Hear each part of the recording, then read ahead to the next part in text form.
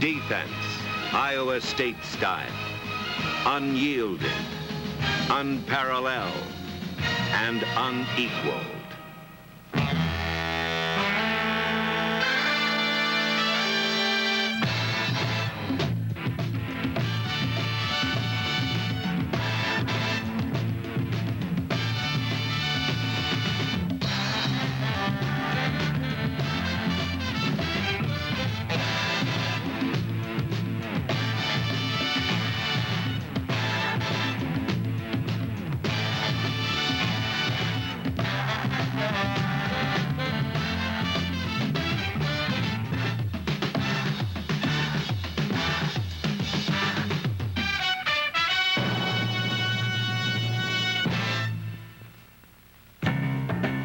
Tom Randall, number 64, and Mike Stensrud, number 63, the two cornerstones of this solid defense.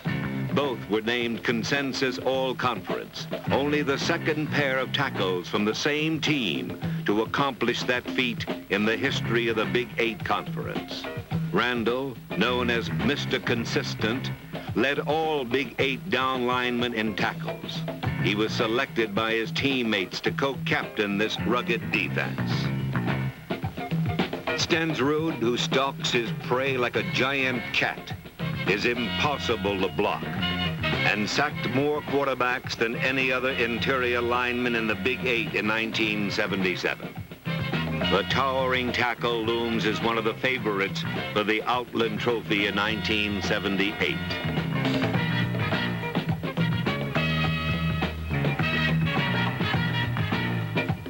Guarding the right flank with Randall was second-team All-League and Craig Volkins, who was deadly to drop-back passes. Teaming with Stensrud was end Rick White, number 92, who played in the publicity shadow of his defensive line mates, but was nonetheless a key element. Nose guard Ron McFarland, number 61, though having missed nearly half the season following a knee injury, was named to one second-team All-America squad.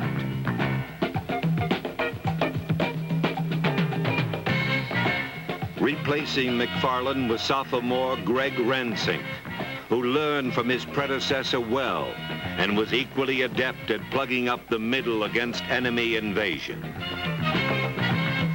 The Minister of Defense, linebacker Tom Bosky, a second-unit All-Big 8 linebacker who plays in the mold of his hometown Chicago hero, Dick Butkus.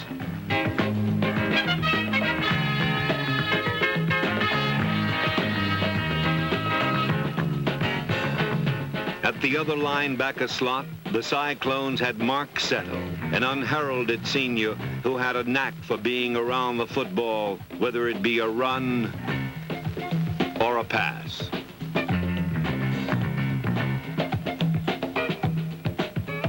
Number 7, Kevin Hart, the leader of the Cyclone secondary, a heady player who performed like a man with an obsession.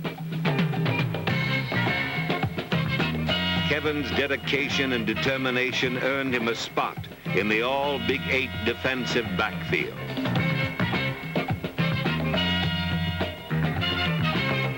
Mike Schwartz, the last means of defense from his safety position, patrolled his team's territory as if it were a priceless piece of real estate.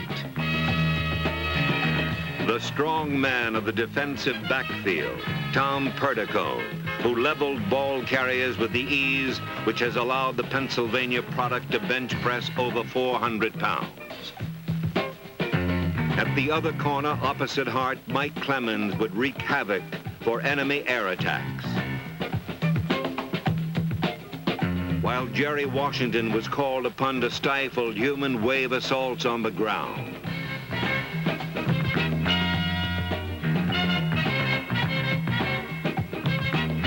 As tough and unyielding as the defense was, it was not the entire story of Iowa State's success in 1977.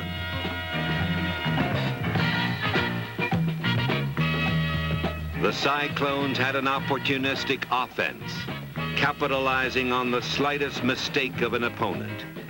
That unit scored at least 3 touchdowns in over half of Iowa State's games.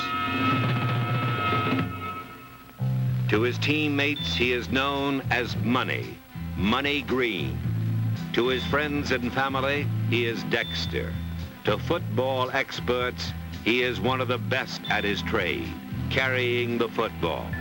The 1978 All-America and Heisman Trophy candidate is a cinch to rewrite Iowa State and Big 8 conference record books.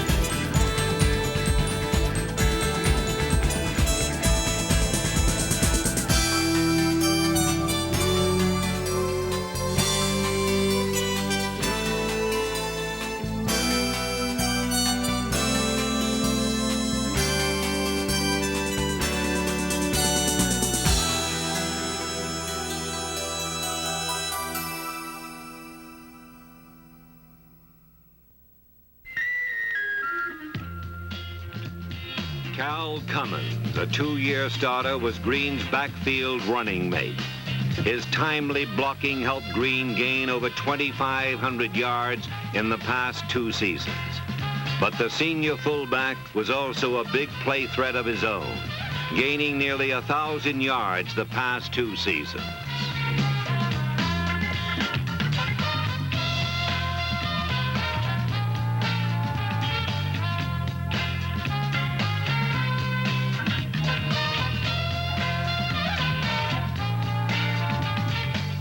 Jeff Curry, number 21, was a valuable first-line replacement in the running back corps. After a heartbreaking injury to senior Mike Tryon, sophomore Terry Rubley, number 11, and freshman John Quinn, number 18, were called upon to direct the Cyclone attack. Rubley, who finished second among Big 8 passers, has the one essential ingredient for a quarterback. He is a winner. In this, his first varsity campaign, he threw for over 1,000 yards and completed nearly 60% of his passes. Quinn, though only a rookie, was cool under pressure. He could tuck the ball away and scramble,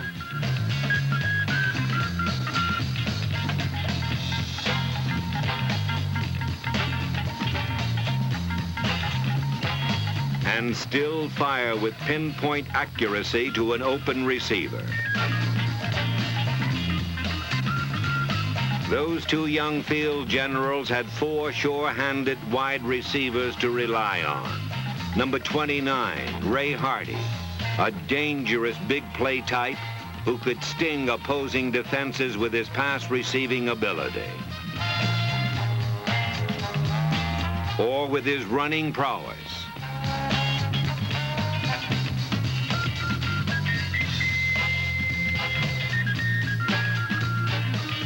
Stan Hickson, number 41, a converted quarterback whose ability to read defenses proved to be a great advantage.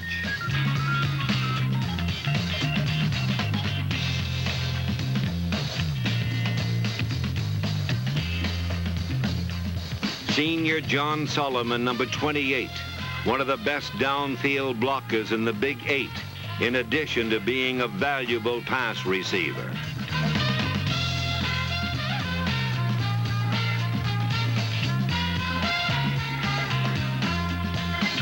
And number 25, Tom Buck, a steady sophomore who could play either wide receiver position. In times of need, Cyclone passes would turn to big, lanky, 6'7" tight end Guy Preston, who averaged a whopping 18 yards per catch. A replay of this Preston touchdown shows where the heart of a successful offense really lies, with the men in the trenches, commonly known as the offensive line.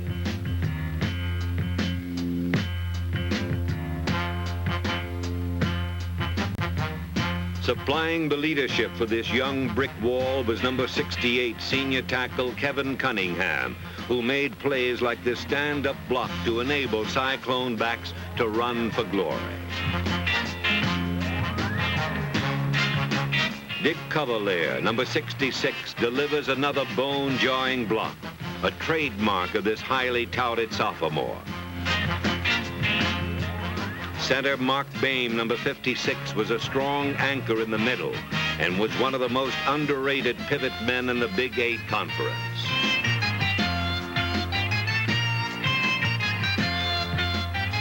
Guard Brian Neal, number 76, voted the nation's top freshman offensive lineman of the year, was an expert at creating gaping holes.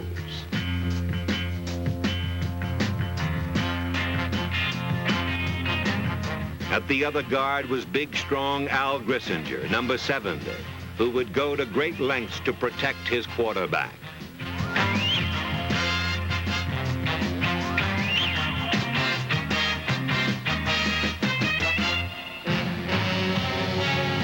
The kicking game was also instrumental to Iowa State's success. The top punter in the Big 8 Conference, Rick Blabolel, who averaged an unbelievable 42 yards per kick in 3 years at Iowa State. His long and high punts often pinned down the opponent deep in its own territory.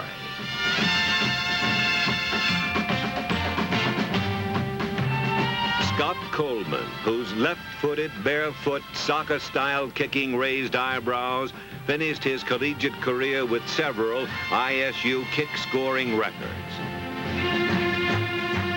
He was yet another effective weapon in the explosive Iowa State offensive arsenal.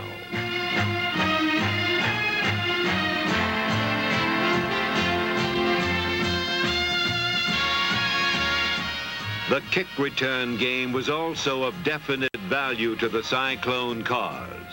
Iowa State had two of the best punt return specialists in the country.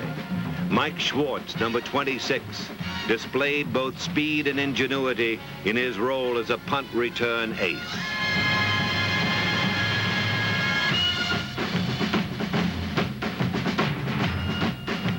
Tom Buck, number 25, set a new school standard for number of punt returns in a season by running back 41, including this one for a 63-yard touchdown against intrastate rival Iowa.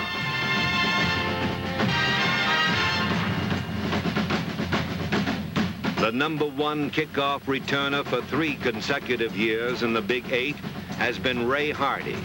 The Mulberry, Florida native has burned opposing teams for a phenomenal average of 25 yards every time he's touched the ball. After all was said and done, in 1977, Iowa State had overturned 5 of its 7 opponents in the Big 8 Conference, the toughest and most fiercely competitive gridiron alliance in the United States. Iowa State's surge to national attention can be measured by the ever-increasing ardent fan support. Perhaps to these loyal followers, the high point of the tremendous season was again the meeting between the Cyclones and the Cornhuskers from the neighboring state of Nebraska. Coming off of a recent victory over Alabama and still smarting from a loss to the Cyclones the previous year, Nebraska wasted little time in showing its determination. On the second play of the game, I Am Hip dashed 59 yards for a Nebraska touchdown, and it appeared that the visiting Cyclones might be in for a long day.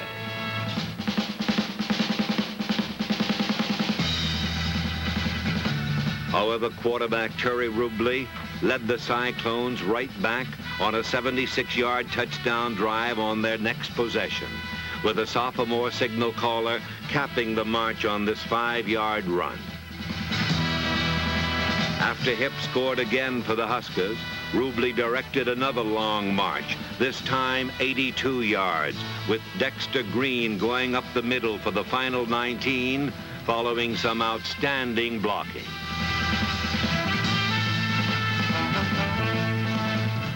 On the ensuing kickoff, Nebraska fumbled and Iowa State, playing like a team possessed, took advantage of the turnover. Rubley, facing a crucial 3rd and 15 situation, connected with Stan Hickson to keep the drive alive.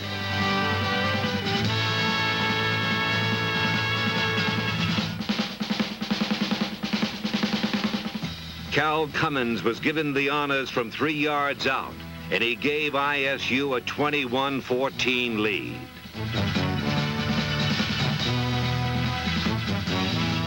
Scott Coleman later added a 33-yard field goal, and from that point on, the rest of the game belonged to the Iowa State defense.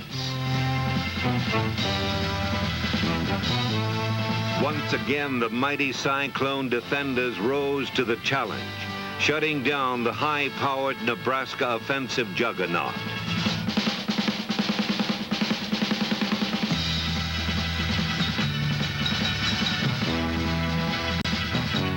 By game's end, the Cyclones had carved out a miraculous 24-21 upset over the Nebraska Cornhuskers, a member of the nation's top 10 for the 2nd year in a row.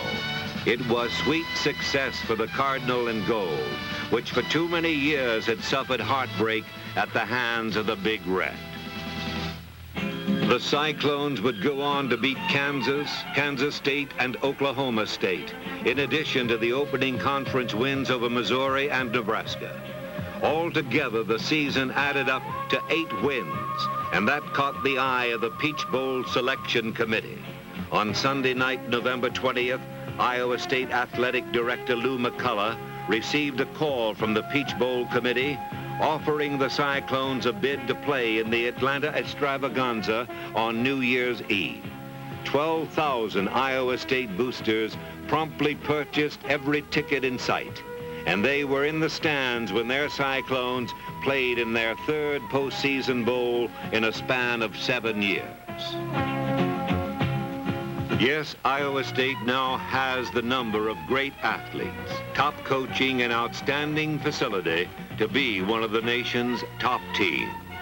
A great class of seniors will graduate, but as is always the case, several top newcomers from the outstanding recruiting efforts of recent years will step in to fill the void. Running back Dexter Green, number 24.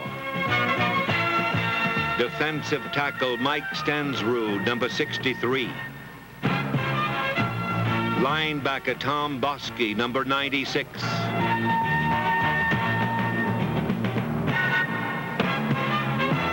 Wide receiver and kickoff returner Ray Hardy, number 29. Offensive guard Al Grissinger, number 70, the senior member of the offensive line. Defensive end Rick White, number 92. Rover Tom Perdico, number 33. And safety Mike Schwartz, number 26. In all, 14 starters and 4 part-time starters will return in 1978. They will assure that the national spotlight will continue to shine on Iowa State University.